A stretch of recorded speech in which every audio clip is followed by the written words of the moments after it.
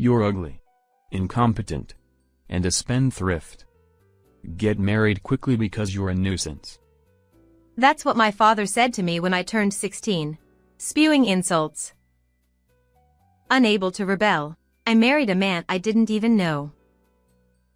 A lifeless, emotionless married life ensued. Despair engulfed me. But life is unpredictable. Little did I know, a major turnaround was waiting ahead. My name is Nancy, 35 years old. I bought Valentine's chocolates for myself, and when my husband asked, "What about mine?" I apologized. I intended to buy his until I got to the store, but I got so caught up in buying for myself that I forgot. I'll send my husband some nice wine next time. Yeah, let's do that. Nowadays, I live peacefully in a loving home, but I used to hate being at home when I was young. Until my sister Amy was old enough, it wasn't like that. Amy, 2 years younger than me, already had distinct facial features from infancy, and everyone expected her to become beautiful in the future.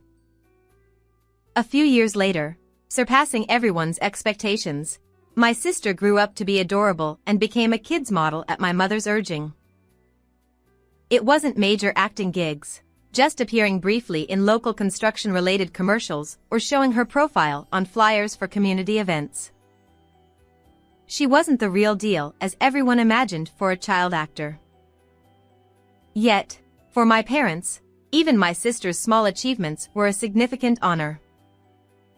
They adored her like a cherished accessory, while, predictably, their interest in me dwindled rapidly. It's because I inherited from my father's side grandmother, a sturdy type. Unlike my sister, who was born with slender features typical of modern children, I was the complete opposite. Not only did I inherit a robust frame, but I also had a plump figure, unlike the rest of my slim family members. Despite eating the same meals and hardly ever snacking to avoid standing out from the family, I couldn't understand why I was the only chubby one. How many times did I envy my sister's slim physique? However, even as a child, I understood that comparing myself to others was futile. I am who I am. I tried to focus on my strengths. Yet, my parents denied my existence. Well, you were the first child, like a prototype. The craftsmanship was terrible. At some point, my drunken parents, while having drinks in the living room, spoke ill of me. I overheard these words, and needless to say, they cast a shadow of doubt on whether I was just a failed prototype for a long time. My beautiful mother was a confident woman when it came to her appearance, always meticulous no matter her age. While it's fine to take pride in oneself, she was also harsh on others. She would disdainfully recount incidents like when a neighbor, a mother of quintuplets, came out early in the morning in plain clothes to take out the trash. Apparently, her husband, a high earner, was hardly ever home, leaving her to manage everything alone. Instead, a woman who seemed to be her mother-in-law would often visit, sometimes with raised voices heard from their house. Looking back, she must have been going through a tough time herself. Even from a child's perspective, she always seemed to be struggling. Amidst single-handedly raising children and facing numerous challenges, what's wrong with being in plain clothes? If anything, she deserved praise for managing household chores admirably amidst all that. I used to think my mother couldn't empathize with others' backgrounds, being cold-hearted. It was sad that she couldn't find me, with my imperfect appearance, adorable, but it was just the natural course of things. As I entered elementary school and reached the age where I should have been receiving pocket money, my sister got $10 while I got nothing. The visible disparities between us became more pronounced. For instance, when we had meals, my sister would get plenty of meat in her dish while mine would be loaded with vegetables she disliked. Coincidentally, The ones I disliked too. Despite my mother's actions, my father remained silent, and even though my sister probably had a faint sense that something was amiss in our household, she seemed to revel in my precarious position. There was no ally for me within the family. Moreover, while my sister went unpunished for breaking things, I would be severely scolded. My mother often used the phrase, "You're the older sister, aren't you?" as if it was a strong card, frequently casting me as the villain. It was common for younger siblings to receive hand-me-down clothes, but in our case, if my sister didn't want them or if they didn't fit her anymore, they became mine. Consequently, I always wore tight-fitting clothes, with sleeves and hems consistently too short. Wearing tight clothes when I was already thick-set and chubby was the worst. It made me look even chunkier, and naturally, I became the butt of jokes among my classmates.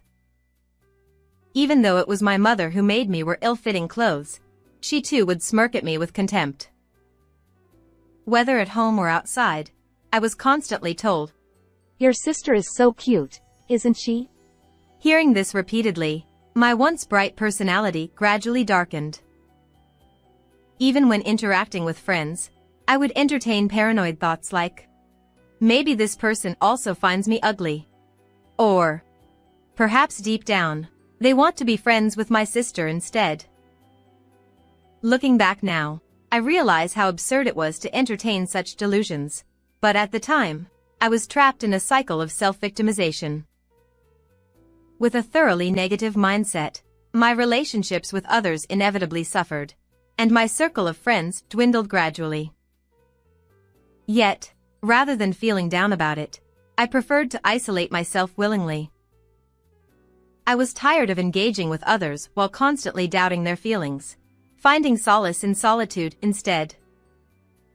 As I endured those dark times in elementary and middle school, a certain incident occurred just before I was about to enter high school. It turned out that my parents hadn't paid my high school enrollment fee. Originally, they had no intention of sending me to high school. They'd rather spend money on my sister's dance and acting lessons if it came to using funds for my high school education.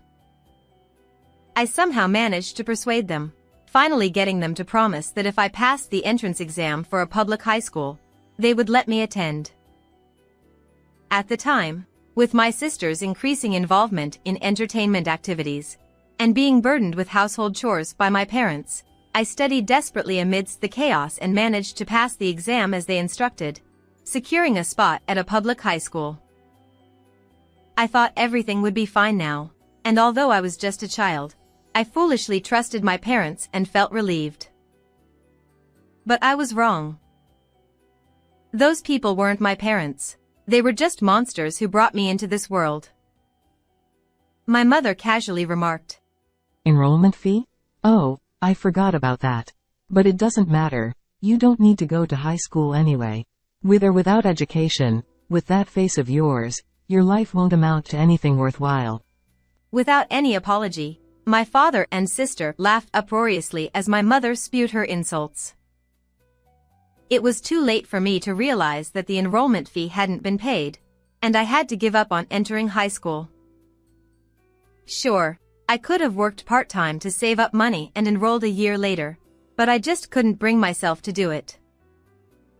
It felt like I had a sort of burnout syndrome. The path I had desperately grasped by obediently following my parents' orders was suddenly blocked, and I found myself feeling indifferent, like I didn't care anymore. I couldn't help but have dark thoughts that even with a normal education, I wouldn't be loved by anyone. It's separate from all this, though. I wonder why adolescence tends to turn so negative. My father sarcastically remarked, "Wasn't it better not to go to school? Now you can do plenty of household chores." Despite his snide comment, I had become so despondent that I didn't mind living such a life. I couldn't muster up the motivation to go to work, nor did I have the energy to leave home. Looking back, I realized I was on the verge of a mental breakdown.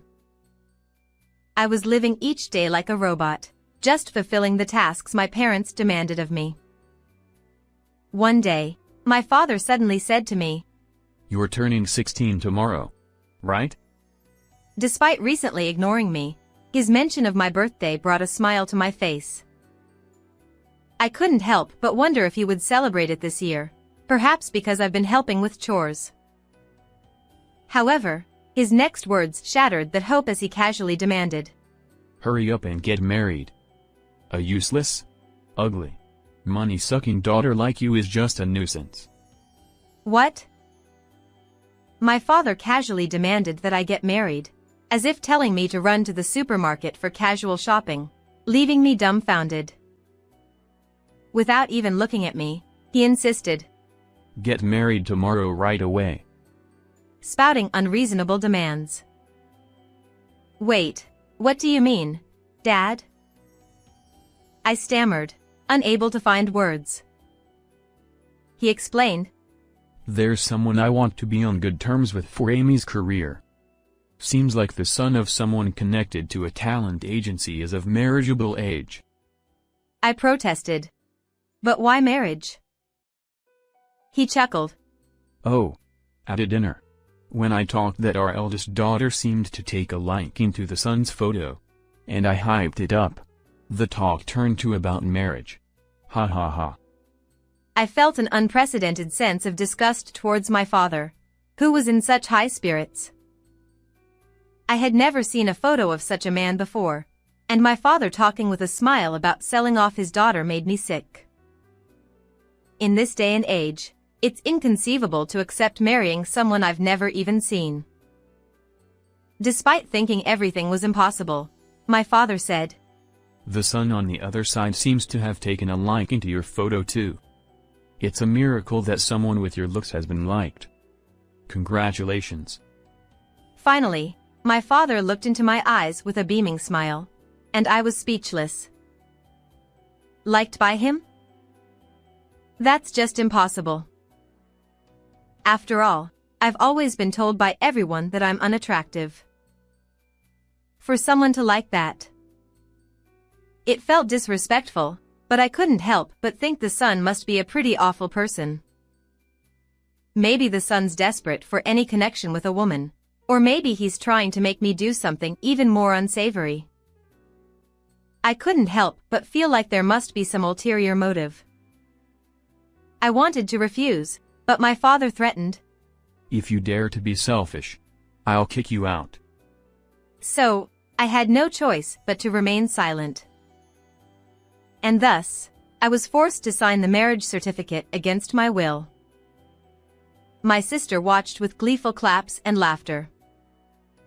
It was a moment when I cursed my own weakness and being born into this family from the bottom of my heart. And so, I was married to some man. I couldn't even tell if he was important or not. I was forcefully taken to a new home supposedly prepared by this man's parents, whom I had never met. There, I met Jason, my husband, for the first time. 10 years my senior, he was a rather plain man, not exactly gloomy, but lacking in vigor. I couldn't judge, being no great beauty myself, but he wasn't someone I could imagine falling in love with. Apparently, he also had a strained relationship with his parents, and his parents seemed pleased that he was leaving home with this marriage. Ah, like attracts like. Thinking so made me feel empty, realizing that two rejects were being burdened upon each other through marriage. After an unwanted marriage, life with my husband began. However, for the first month, there was no conversation beyond morning and bedtime greetings. We even ate separately, and I tried to avoid facing him as much as possible. Then one day, my husband said, "I know you don't feel favorably towards me. You were probably tricked into this marriage by your parents, right?" I was taken aback, unsure if I should honestly admit it. But my husband seemed to understand everything from my demeanor and simply smiled, saying, "You don't have to answer." Then he confessed. "But I really liked your photo." I retorted. That's impossible. My sister is prettier. He replied. I was drawn to you the moment I saw you. Being married to you only reinforced that feeling. Perhaps because our circumstances are similar. I was attracted to who you are inside. His words left me speechless, torn between disbelief and the sincerity in his eyes. As someone who had never even experienced first love, I couldn't comprehend this way of falling in love. My husband continued.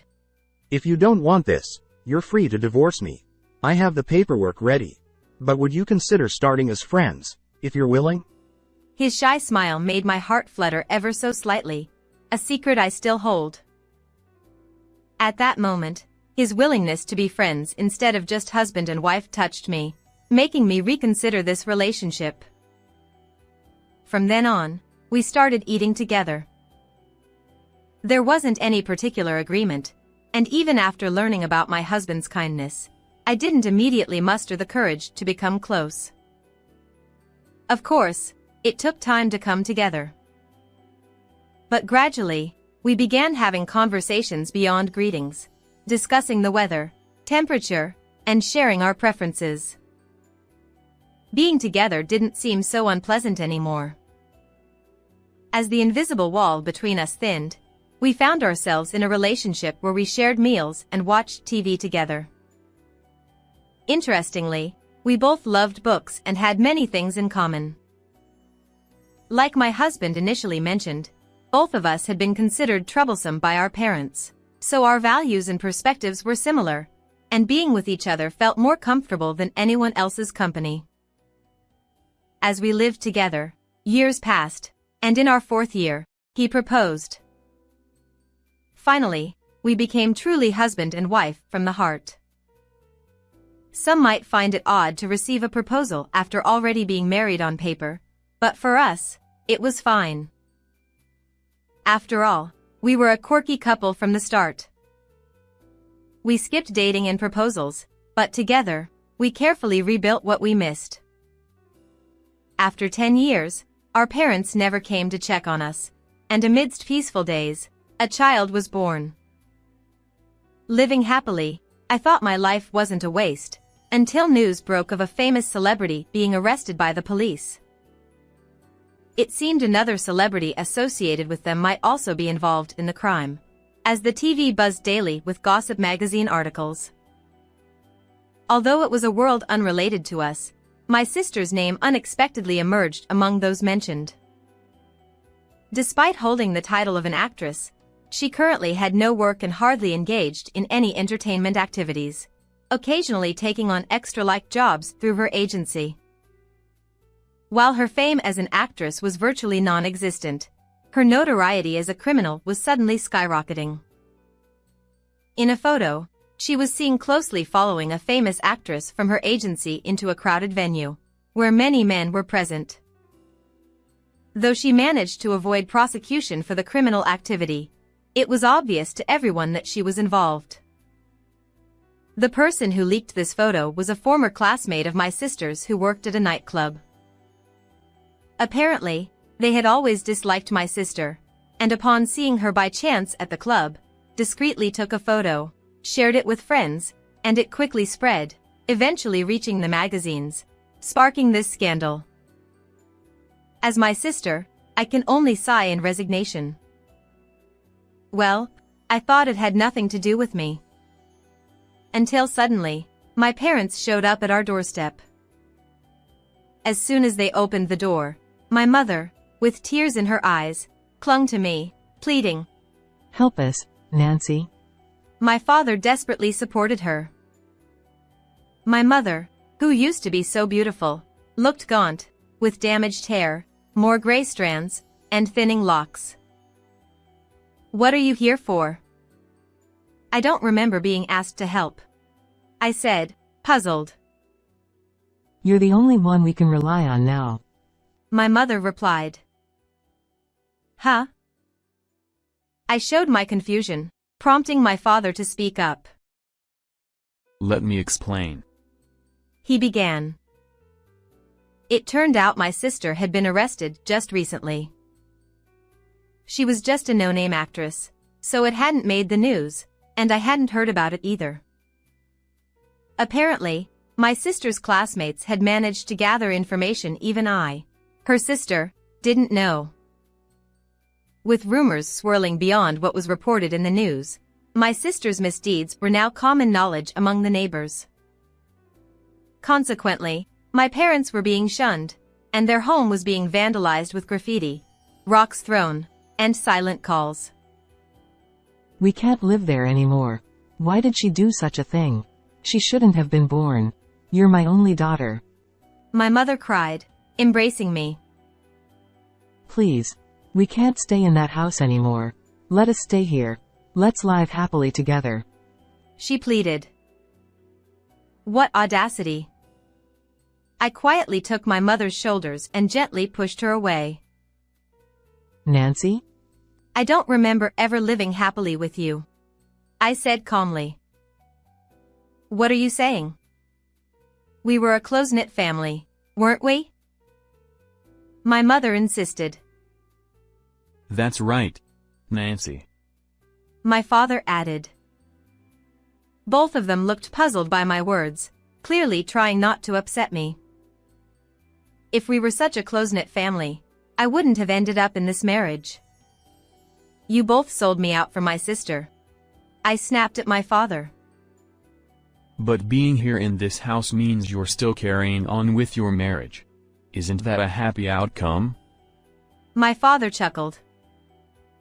Enraged by his laughter, I impulsively pushed him away. Don't joke about this. There's nothing happy about it. It just happened that my husband turned out to be a decent person, but if he had been a villain, I would have been in hell. What do you think people's lives are worth? A family built on the sacrifices of others deserves to fall apart. I shouted, my voice breaking as tears welled up. My husband, who had silently stood by, gently took my hand. Forgiveness is also important, Nancy. My father said, attempting to pacify me with a patronizing tone and a cheap smile, which only fueled my anger. I threw out a word that I had kept silent about for so long. Well then, why don't you both live together with your respective lovers? Isn't forgiveness important? If you can forgive each other's mistakes? Both of them froze at my words. As they paled, they exchanged glances. What? My mother stammered. Did you think I hadn't noticed? Both of you were having affairs, right? You didn't realize you were betraying each other? That's right. My parents each had a lover on the side. They probably thought no one knew, but my sister and I likely did. It wasn't just the parent-child relationship that was crumbling. Their marriage was falling apart too. This house. Where's the happiness in this family? Were you betraying me? My mother yelled. You were the one. My father retorted angrily. I watched their spectacle of a shouting match with cold eyes. When I suggested, isn't forgiveness important? Instead of fighting, why don't you forgive each other? They fell silent, unable to respond. I don't want to be dragged into your charade anymore. From now on, leave me out of it. Completely. I don't care if it's ostracism or whatever, but I hope you both rot in hell. I have no intention of being bound by you anymore. I unleashed years of pent-up anger on the two of them, to the point of using foul language. Perhaps realizing the unbelievable nature of their relationship, they desperately pleaded with me to forgive them. How ugly. Naturally, I rejected their pleas, declaring, if you dare to involve me further, I'll walk out of here. Well, it was easier said than done. I didn't really have a place to go, despite making such a bold statement. The police wouldn't be of much help either. Well, sometimes you just have to show some backbone. Whether my words had any effect or not, they seemed to understand there was no refuge to be found, as they hung their heads and kneeled on the pavement. Let's go. My husband said, urging me back into the house. I obediently followed my husband's lead back inside. After a while, I heard them sobbing outside, calling my name, but I didn't open the door. About a month after that incident, I received word that my childhood home had burned down in a suspicious fire. I don't know if it's related to my sister's situation, and the culprit hasn't been caught, but with graffiti all over the place and the house in shambles, it's clear it was vandalized. Despite their affair being exposed, my parents chose not to divorce. However, my mother suffered burns on her proud face, not severe but leaving a scar resembling a keloid. Whether it was because of this or for another reason, one day, my father left without any word. He abandoned my mother. Mother convinced herself it was because her face was no longer beautiful, so she rarely ventured outside, despite once enjoying it. They were always cheating on each other, so I suspect it wasn't about looks but perhaps just exhaustion from being together. But only God knows the truth. Still, I'm sure I know more about my father than my mother, who apparently didn't even notice his infidelity. It turns out my father had borrowed money from loan sharks to promote my sister, lost his job, and is now drowning in debt. After serving a year and a half in prison, my sister started appearing in questionable videos, possibly due to financial difficulties. I've heard rumors of her mental instability, but it's no longer my concern. It's true what they say about karma, and while I contemplate that, I'll watch from afar as they face their consequences. On the other hand, I'm currently blessed with 4 children and lead busy days. When the younger ones were born, they were twins, so it was really tough. After all, I only finished middle school, and my husband graduated from high school, so I worried, could we afford to raise 4 kids? But we both worked hard, got qualifications, and now I work in medical administration while my husband is in a managerial position at a cutting-edge call center that values meritocracy over educational background or nationality. Yes, studying while raising kids, especially during pregnancy, was hard back then. Even though my husband was busy with job hunting, he supported me a lot, and I'm grateful for that. He's supportive with childcare and household chores too. While our marriage started out strangely, I'm proud to be with him. In that sense, maybe I should thank those two. My husband is not only fond of our children but still treats me like a lover. It's a bit embarrassing, but even at this age, we occasionally go on dates. Whether it's to the movies or a cafe, it feels like we're dating as students, but it's precious time for us who got married without experiencing such things. I hope we can continue to cherish each other and our family. May tomorrow be another happy day. That's why I live each day appreciating the precious moments.